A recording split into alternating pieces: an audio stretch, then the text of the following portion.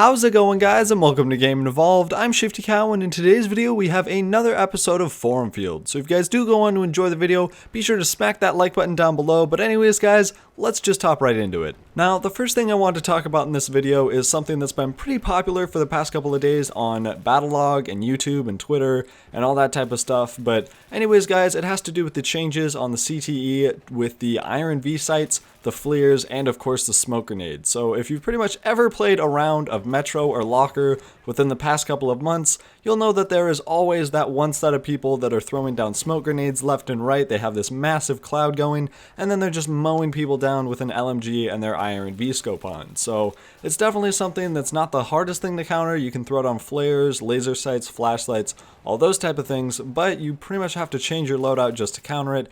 And it definitely takes away something from the game when you have your map just completely covered in smoke and flares and just laser sights, and you really just can't see anything. So honestly, I think this does need somewhat of an adjustment, whether that's what they have planned on the CTE and they make it so flares and Iron Vs can't see through smoke, or whether they just kind of have some kind of nerf to the smoke directly, so maybe it doesn't kind of go out as thick, or maybe you can still somewhat see people. But honestly, I think that would kind of just completely ruin the smoke grenades.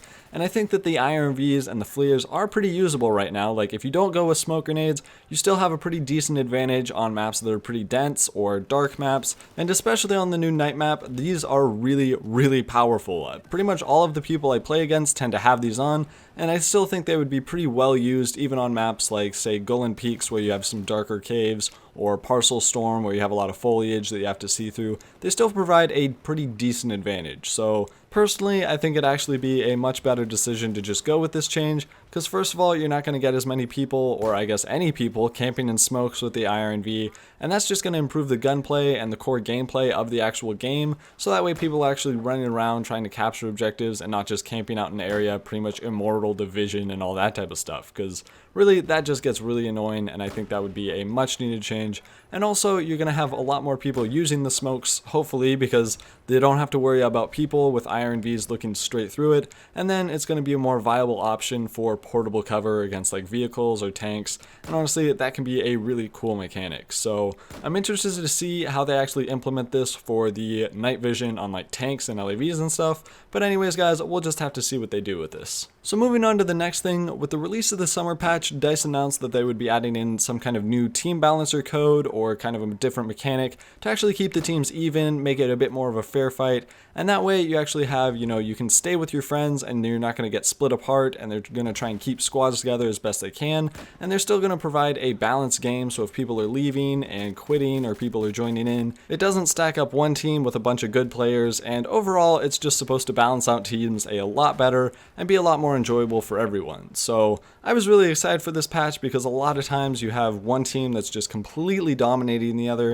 and it's really no fun to play on either. So what really ended up happening when this patch went live is nothing, at least on the servers I've been playing on, which I think all have it. I don't think it's something that you have to like turn on or anything, and honestly I have really not noticed a difference between the old team balancer and this new one. I'm not sure what they changed in the code or what they implemented in, but personally I really have not noticed anything different. There's still a lot of rounds where there's some terrible team balance, and one team is pretty much just completely dominating the other with a full cap, and it's really no fun for either team. So I think they definitely need to go back and actually adjust this, because until then, at least on the PC side, people are just going to be using the plugins that they always do, and then you're going to get separated from your buddies, and that's no fun for anyone. So now the last thing I wanted to talk about in this video is something that a lot of people, including myself for a while, have totally forgotten was actually in this game, and that is of course the AA Mines. Now when they added these in the Naval Strike expansion, personally I really was not excited for them. I thought they'd be really stupid because there's already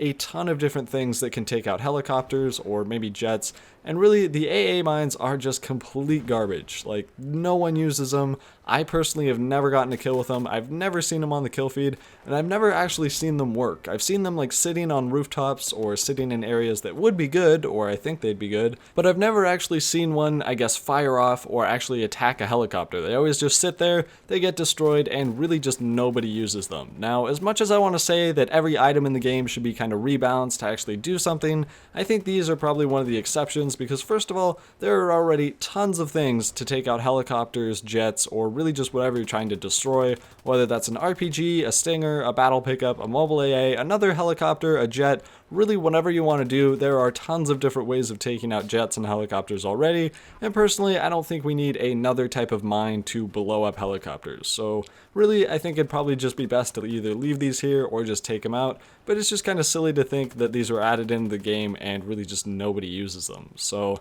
that's pretty much it for this video, guys. Hopefully you guys did enjoy. If you did, be sure to drop a like down below and subscribe as we do post more awesome Battlefield content daily. But anyways guys, until next time, stay buttery.